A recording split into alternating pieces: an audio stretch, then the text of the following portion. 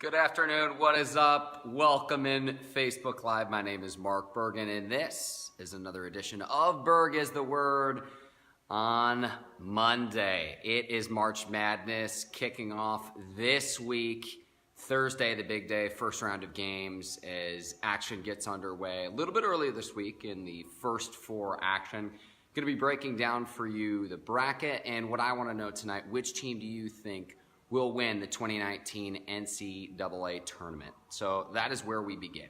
You might be wondering, if you're just a very casual fan, which certainly a lot of you are, you might be asking yourself, why should I care? This happens every year. It's, your odds of winning any kind of pool or anything that are kind of like the lottery. Your chances of winning and filling out a perfect bracket are 1 in 9 quintillion. A DePaul mathematics professor calculated this 1 in 9 quintillion. So why should you care? Great question. There is going to be, and let me make sure I have this figure correct, $8.5 billion, that's billion with a B, wagered during this year's NCAA tournament with all of the brackets filled out. The American Gaming Association says more than 147 million brackets will be filled out this March Madness, and certainly there's a lot of excitement whether your team made it or not, just because of all the craziness, chaos, and mayhem that happens throughout March Madness each and every year. So that's why you should care. Even if you're a very, very casual fan, you look at those figures, $8.5 billion wagered in 147 million brackets, and again, your odds of filling out a perfect bracket almost slim to none. Again, 1 in 9 quintillion are your odds to fill out a perfect bracket. So I'm just going to give you a few tips as well if you are filling out a bracket for a first time. Duke is the prohibitive favorite at plus 225. What does that mean? If you put down $100, you would profit $225 if Duke goes on and wins the NCAA tournament. They are the prohibitive favorite. One reason why I don't like Duke, though, and a lot of people aren't really realizing this, Duke shoots a very low three-point percentage, about 32%, which is near the bottom in all of college basketball. In the NCAA tournament, the teams that are most successful have to play with different styles, different paces throughout the tournament in the different kinds of teams that they beat. Long story short, Duke is going to have to make shots, and they're going to have to make shots from the perimeter. That is not their strong suit. Again, at about a 32% clip, Duke not that good from three-point range. I think it will eventually catch up to Duke, but that remains to be seen. We'll see where that goes. 30.2%.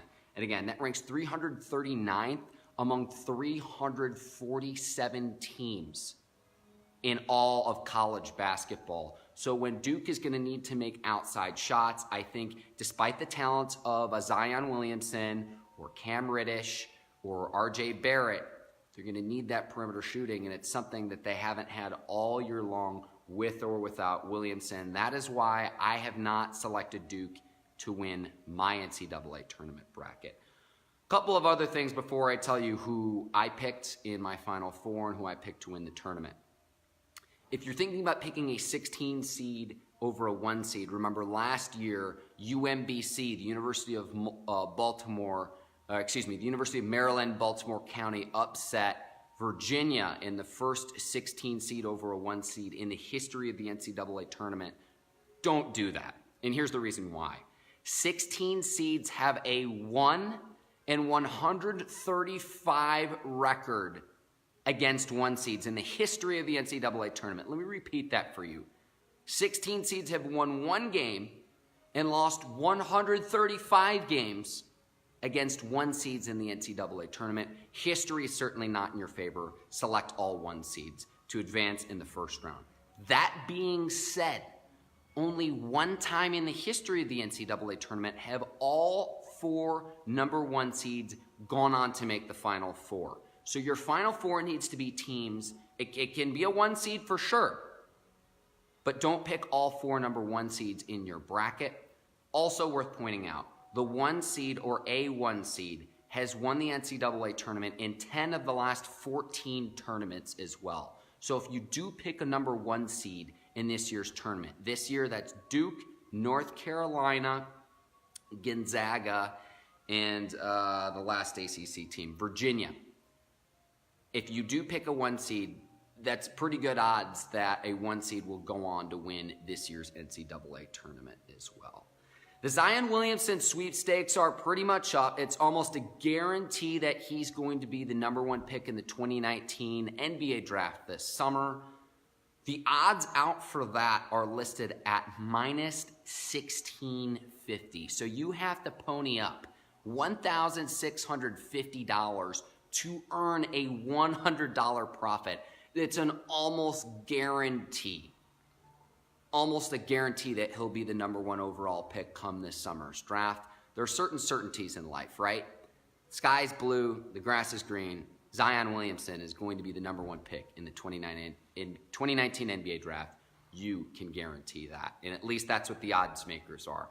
You know, I tweeted this out earlier today. Could you imagine if somehow the New York Knicks get the first overall pick in the draft and they decide to pick someone else other than Zion Williamson? That would be absolutely hilarious. I think the fans would riot.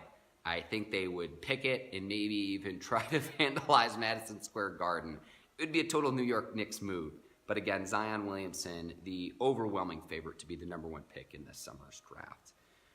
3 teams have won it all as the overall number 1 seed. Again, that is Duke this year. Duke, the overall favorite. Again, they are plus 225 to win it all. Only 3 teams have won it all since getting knocked out in the first round of the tournament. Virginia will try to do that this year, trying to join Indiana in 1987, UCLA in 1995, and Duke in 1995 as well. But yeah, those are the 3 teams there. But yeah, those are really my big takeaways in this year's tournament. There's a lot of action to break down. If you have any questions after the fact, I'll do my very best to, go over them and to answer them to the best of my ability. But certainly the action starting Thursday going to be very, very exciting. And again, when $8.5 billion are wagered on this, it just shows you the level of interest that it has. One other thing before I sign off, you might find this interesting. CBS and Turner Sports paid $179 million for the 67 games in this year's tournament. It comes out to about $13 million per game to broadcast for the TV rights as well. So that just shows you the stakes, the large stakes of March Madness and the NCAA tournament. My name is Mark Bergin. I'm going to go ahead and sign off here. But before I do, I promised you this. I will give you my final 4 teams. I've got Michigan State against Michigan. Big Ten rivalry. That would be remarkable in the Final Four. I've got Michigan State getting past Michigan. And then on the other side of the bracket, I've got Kansas State against North Carolina. Got North Carolina passing Kansas State in that game. So I've got a North Carolina, Michigan State final championship game, and I've got North Carolina over Michigan State in my bracket. So that is my Final Four. You can tell me I'm an idiot. Anyone who claims to be an expert in bracketology, I can tell you right now, there's a team every single year, whether it's Florida Gulf Coast back in 2013. Last year it was Loyola of Chicago. There's always a team that comes out of nowhere and makes the Cinderella run that no one sees coming. So anyone who claims to be an expert in March Madness, I can tell you right now, is mistaken. No one could have predicted last year in the tournament that UMBC would upset Virginia, who last year was the number 1 overall seed. So that just goes to show you the unpredictability that March Madness has every single year. We'll see how long a lot of the brackets stay intact as, again, the tournament really gets going on Thursday. Again, there's the first 4 games, the play-in games, over the next 2 days. You've got 2 play-in games for a 16 seed and then 2 play-in games for 11 seeds as well. Those will be on the 19th and the 20th. So again, tomorrow and Wednesday ahead of Thursday's tip-off. And we'll see the games and the action get underway. Certainly excited to see that. It should be a great tournament. And, Duke, the favorite right now, but not an overwhelming favorite, not as large of a favorite as teams we've seen in the past entering the tournament. I really think this is one of those tournaments where anything could happen. But again, we'll see what ends up happening as action gets underway Thursday. Again, this is Berg is the Word. My name is Mark Bergin. If you enjoyed this, please feel free to share this with your friends on your timeline. It certainly helps me get my work exposed to more people. I'll have more recaps as the tournament goes on. But again, I'm going to go ahead and sign off here. Hope all of you have a terrific rest of your Monday. Great rest of your work week as well. And again, the action starts this week. I'll see you next time. Take care. So long, everyone.